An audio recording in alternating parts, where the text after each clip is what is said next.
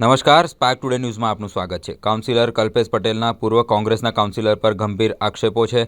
વડોદરા મહાનગરપાલિકાની સામાન્ય સભામાં ઇલેક્શન વોર્ડ નંબર 18ના ભાજપના કોર્પોરેટર કલ્પેશ પટેલ જય રણછોડે પાલિકાની લોબીમાં અને સભા સેક્રેટરીની ઓફિસમાં કેમેરા મૂકવાની માંગ કરી છે। તેમણે આક્ષેપ કર્યા છે કે કોર્પોરેશનનું અહિત કરનારા અમુક લોકો પાલિકાનો સમય પૂર્ણ થયા બાદ ત્યાં એકત્રિત થાય છે અને માંજલપુરના કોંગ્રેસના ચિરાગ ઝવેરી સહિતના લોકો એકત્રિત થાય છે તે મુદ્દે સભાનું ધ્યાન દોર્યું હતું। મારી ખાસ કોર્પોરેશનના હિતમાં એ રજૂઆત હતી કે કોર્પોરેશનને તારા મારવાના સમય થાય ત્યારે વડોદરા શહેરના ખૂણે ખૂણેથી અમુક ઉદયો શહેરની જે દલાલો અહીંયા કોર્પોરેશનની અંદર આવે છે અને જે કોર્પોરેશનનું અહિત થાય એવું મારું ચોક્કસ માનવું છે, જેથી કરીને જે એન્ટ્રન્સના ભાગ છે સેક્રેટરીના ચેમ્બરની બહાર એ રેકોર્ડિંગ થાય એવા કેમેરાની મેં માગણી કરી છે અને કોર્પોરેશનના હિતની અંદર આ કરવું ખૂબ જરૂરી છે એવું મારું માનવું છે।